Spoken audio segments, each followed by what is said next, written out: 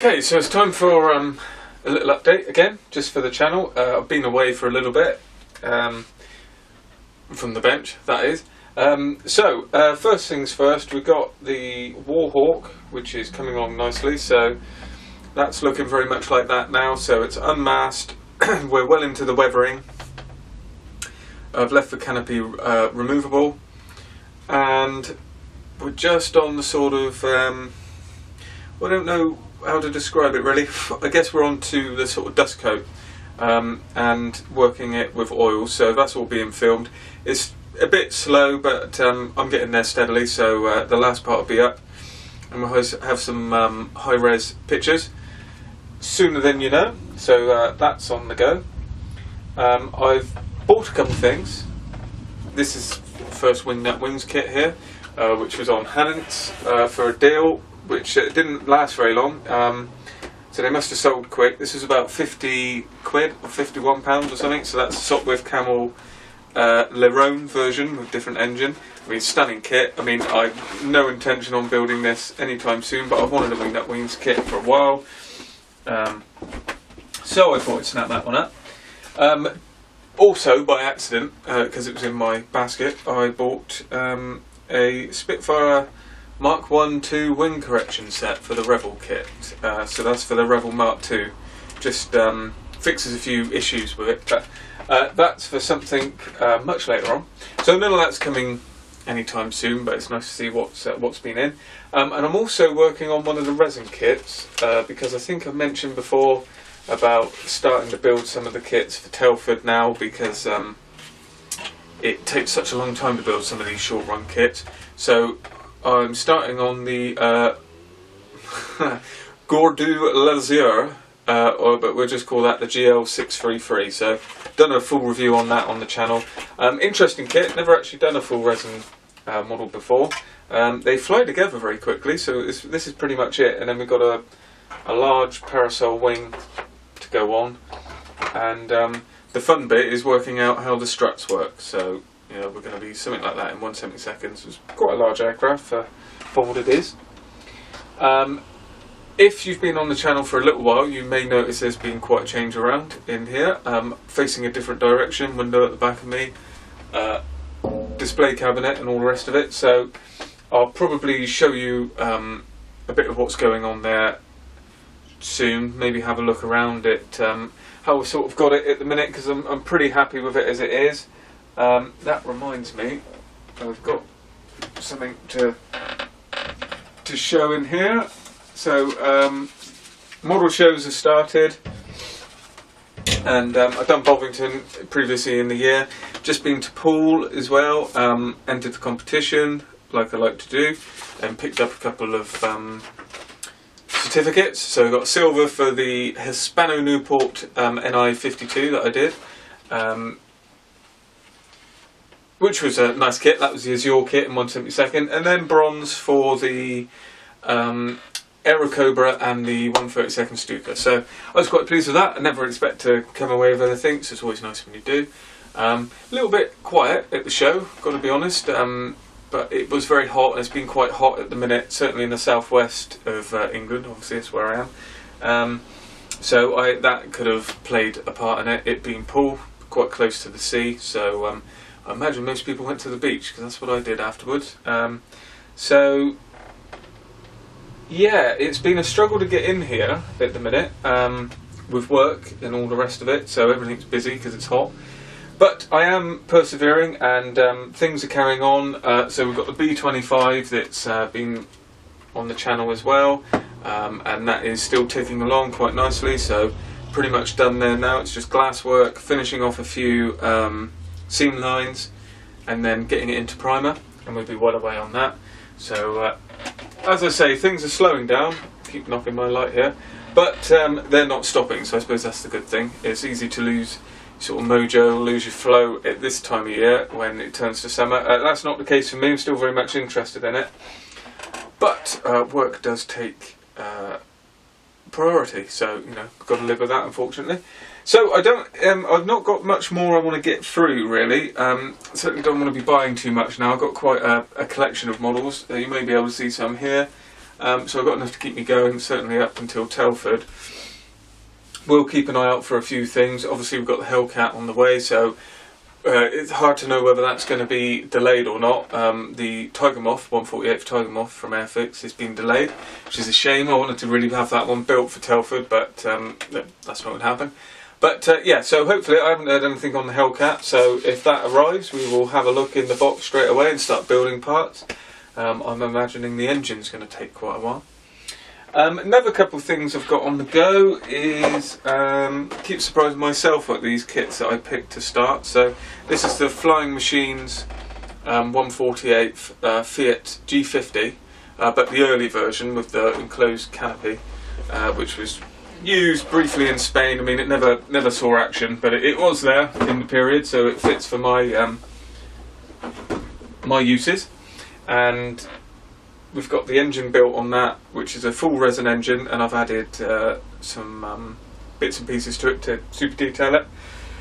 The main issue with it is there's a resin piece that blocks out the rear, because they've used this kit. This has basically been made by Special Hobby and released by Flying Machines, whoever they are, and there is a resin bit that makes this into whatever version, so whether it's going to be the Spanish one with an enclosed cockpit canopy, or if it's going to be like the ones used in Finland and obviously by Italy, which just had the windscreen. And that all depends on this bit here, which creates the spine. Now unfortunately mine didn't come with the resin bit, that turns it into the Spanish one, which is always the case. I then got some replacement parts sent from another kit with all the resin kit bits, with the engine being resin and everything, so I got doubles of all of that, still not with this bit, so that was quite a pain. So I've decided to use the spine bit that you get in the kit and cut that up and then modify it. So it's only literally meant to be like this, so you've got like a flat piece here, and that's meant to be there, and then this bit just sort of sits there, and the rear of the canopy sits on it there, and then there's like an A-frame. So it's very easy to do. It's just getting this part right to sit with. I've not got the canopy piece to have the canopy sit there, and obviously already I've cut too much off, but it's getting there. I'm about 50% of the way on that most difficult bit, and then once that's sorted, well, the rest of the kit is going to be pretty straightforward. We've got the seat there with full harnesses, which is always a little bit odd the way the Italians did it. Got lots of chains and belts hanging off all over the place. So I'm certainly being kept busy. I'm trying to keep the mojo flowing. Whenever I go off on a build, I just start something else. I don't mind having plenty of projects on the go, many being long term and they're short run kits. So yeah, hopefully you're still enjoying the channel. Stay tuned, because there will be plenty more coming. And this is the update for April. I believe I may have already done one, but this might tie in with May as well. So yeah, until anything else comes along, or I've got another part for any of the builds, this will probably be it. I will just leave you with one other thing I've had in, which I must mention because they're fantastic. I use Premium Hobbies, which is a internet company which is actually local to me. It's Western Supermare, which isn't too far, but I only buy online, and they're quite good for supplying like MRP paints and that sort of thing. The Infini products, so the Infini sanders, which I absolutely love. I've not mentioned these ones before, I don't think, but you know, they've done the rounds, so I've got pretty much the whole range. So it's Infini, well, sanders. Really, I think they're exceptional. I mean, I've used the Flory sanders and the UMP sanders, and I mean, these are absolutely miles ahead in every single way, I would say, compared to any of those that I've used. Just professionalism, quality, the fact that it does exactly what it needs to do. It doesn't fall apart. It lasts for a very long time. You've got very good grits. I mean, you know, you can't miss what it is, whereas some of them don't even mention the grits, or it's just on the bag. So these are great. So I've got the whole range of these running from 220 up to 2.5. So I think it goes 220 and then sort of skips like 4, 6, 8 up to 1,000, and then it goes to 1,500, which is very useful. It's very good for coming up to the sort of finishing if you're sanding. And then the 250 is almost like a buffer very good for polishing out and getting rid of scratches. And then the 4000, sorry, is really good for well, like polishing canopies. I've actually got, you get 2 of each set if you buy them individually, so you get 2 of these. So I've used this one for polishing the paint, as you can see, which I like to, if it gets a bit rough or I get any issues, I can just buff out the paint. But also I keep the other one in the bag for when I need to polish canopies, so I know it's clean, it's not being used, so that's quite useful. You don't always get 2s.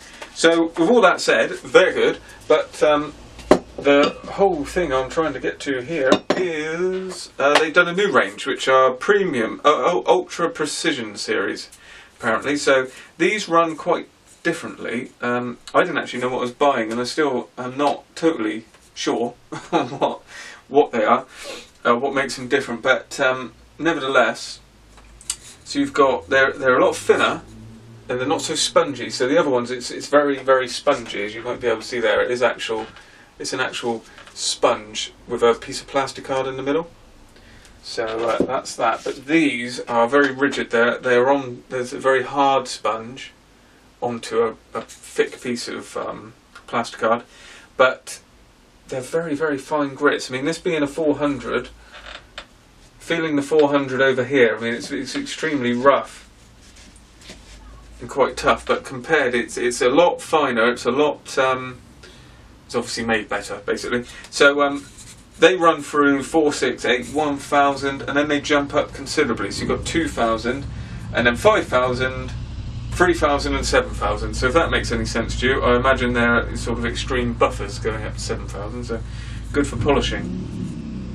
But just thought I'd make you aware of them. So if you don't know about them, these are a good addition, I think. They're very, very, very high quality, and this is just the mix. Again, you can get these in 2s, or you can get them all as a mix.